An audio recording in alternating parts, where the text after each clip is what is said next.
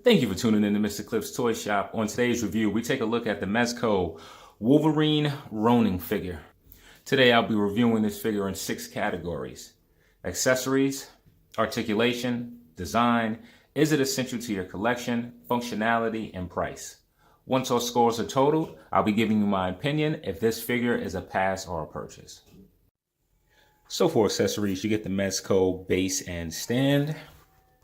Now that we've seen it, I'm actually going to take it out of the shot. So we received 2 katanas, one short, one long. Let's take a look at both. So there isn't anything spectacular about either blade. You get some silver paint, really not metallic in color. You get really a dark gold or dark bronze. If you hear it in the background, that's my little boy that's crying. We're still going to push through. And then you get some black around the base with some gold or dark bronze in between. And I was very surprised with Mezco that this is plastic. Was really hoping that this was die cast, and I got used to some of the die cast weapons that they did give in the past. So with the sheath, you do get some markings up top. And it's black all the way through. The other blade is very similar to the one seen before. However, this one is noticeably much longer, as well as it has a long slit. And again, it is plastic, same colors throughout. And the sheath, it actually has 2 symbols, or I guess 2 rows of symbols, to where the smaller version has 1. And it continues with that same black color throughout, which is a matte finish. So Wolverine comes with 5 hands. The hands are really done. They're done very well. You can actually see the veins. You can see the muscles underneath the hands right here. So that job is done well. And the claws are also done very well. Do have a metallic sheen. Again, they are plastic. Why couldn't they be die cast? And then you get a few other hands.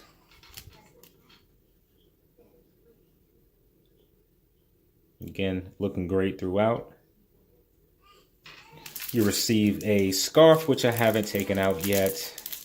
Might as well do so now.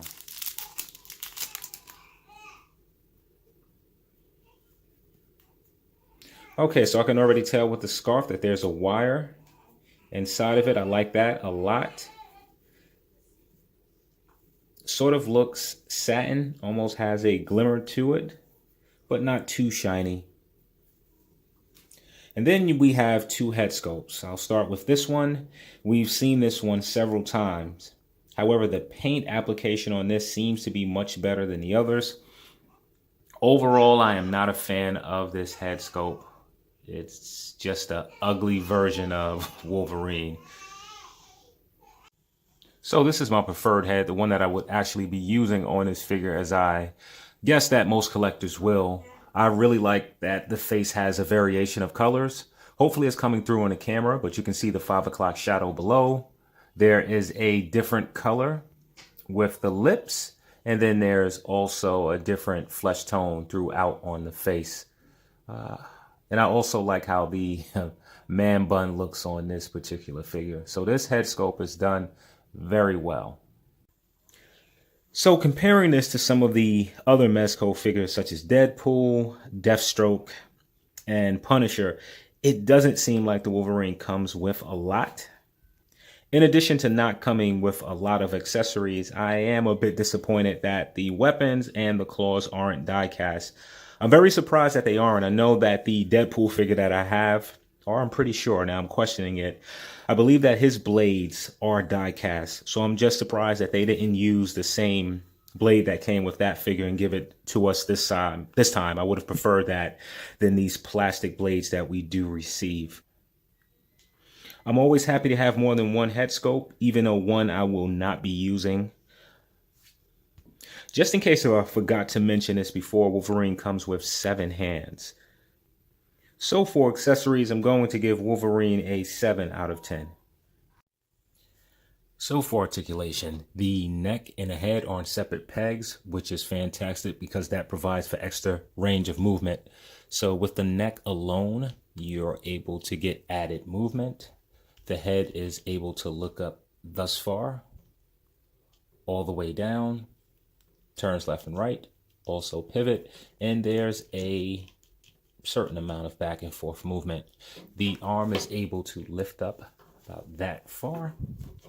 It's able to rotate 360. However, you would have to remove the cloth goods in order to do so. There is an uppercut at the bicep. You get rotation at the wrist. The wrist does hinge up and down, left and right. However, you have to find the line on the peg and match it accordingly. With the torso, it goes back that much, forward that much. You get some rotation, some pivot. There's also a turn at the waist. It's very stiff. Oops, almost forgot. The elbows are double jointed, bending about that much.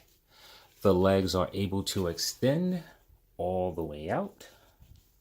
They're able to lift that much forward, that much backwards. Uppercut at the thigh, at least it feels that way. Well, let's say upper rotation. I don't think it's a cut at the upper thigh. Nope. Knees are double jointed, bending in that much.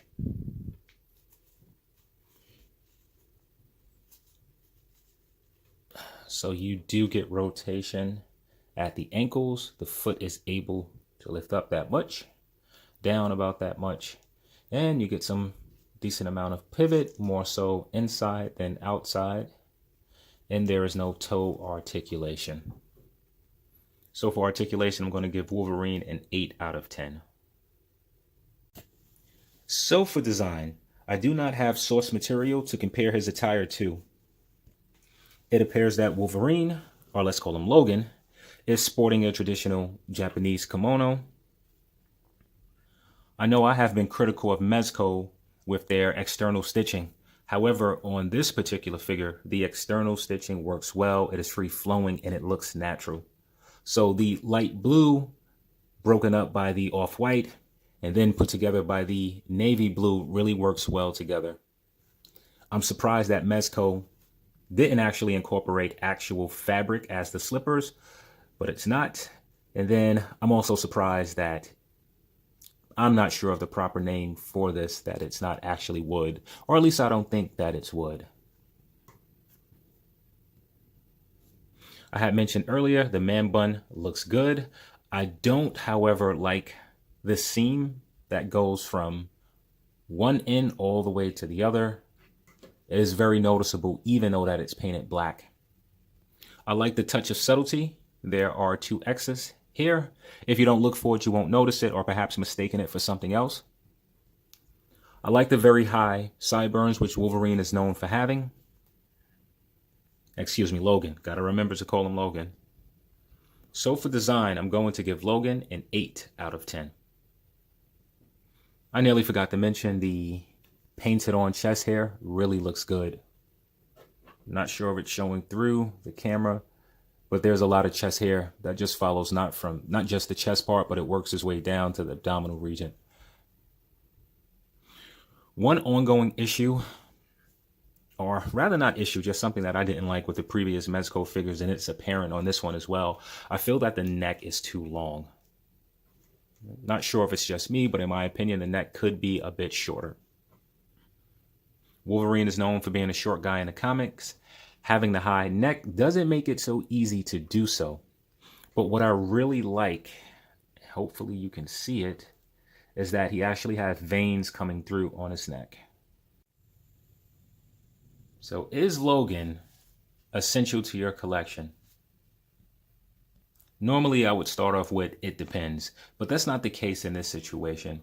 There are many versions of Wolverine. Some of the more popular one, the Jim Lee version, X-Force, Astonishing, and the list just goes on and on. I don't think any diehard Wolverine fan pictures him such as so. So with that said, as far as being essential to your collection, and don't mistake this with this being a great looking figure. I'm just talking about it being a key component to your actual Wolverine collection. I'm going to give this a 3 out of 10. So for functionality, the soft goods does not restrict movement with the exception of getting the arm to do a full 360. Now, with the sash, I made a mistake in putting one of the katanas through here. I saw an opening and assumed that's where it should go. So it simply detached from the stitching part and now it's no longer attached. So I may use some hot glue to put this back together, or I may leave it as is. So if you're going to do what I did and put the katana through one of the holes, be very careful because it didn't take much for this to come off. However, this is not something that I will fault on Mezco, as I am unsure if that was the function for it in the first place. So it is not the easiest for Logan to stand. It takes quite a while for me to balance him. He's currently on a flat surface and he's able to stand, but it does take some maneuvering depending on the poses that you want to put in. It's weird because his body is able to go into many poses, but due to what's on the bottom of his feet, he will be unable to stand or hold himself in those poses. To swap out the hands is not as simple as I would like. I really wish that these companies would get away from having the peg attached to the arm itself and actually attach each individual peg to the hand. It would just be much easier. And being that this is a smaller peg, it is just not the easiest to slide on. You may not have an issue with yours. I have pretty big hands and fingers, so it's not the easiest for me to do. So for functionality, I'm going to give Logan an 8 out of 10. So for pricing, Ronin Wolverine has a price tag of about $80. I don't remember if this was a New York Comic Con exclusive or a Mezco exclusive. Either way, I had to pay for shipping, which was about $13. So that puts this figure a hair under $95. Comparing that to Medicom or Reveltech, which have figures around that $80 price point, he seems like a steal almost for the fact that he has soft goods. However, consider there are no die-cast parts, there are no light-up features, there's no plethora of accessories. $100 is a lot for a 6-inch action figure. Throw in the fact that this is the 5th figure in the lineup. Throw in the fact that this is a body that desperately needed a butterfly joint. Couple that with this being a figure, I'm going to say that really not a lot of collectors wanted or was looking for. I can't warrant the $100 price point. So for pricing, I'm going to give Ronin Wolverine a 6 out of 10. So with all that said, is he a pass or a purchase? I ended up liking this figure much more than I thought that I would. I figured that I would end up trading it or selling it, but having it in hand, I'm actually happy to own it and I plan on keeping it. So for me, he is a purchase. And that will give Ronin Wolverine an overall Cliff score of 40 out of 60. Here's Wolverine next to Marvel Legends Deadpool. In my opinion, Wolverine is way too tall. And here's Wolverine next to the Marvel Legends Bishop figure, which I will be doing a review on shortly. Not one of my traditional reviews. The plan is sort of to bunch them with a few other figures and just do a walkthrough. So thank you for tuning in. I hope to see you during the next review video. And please feel free to follow me on Instagram at Mr. Cliff's Toy Shop. And thank you.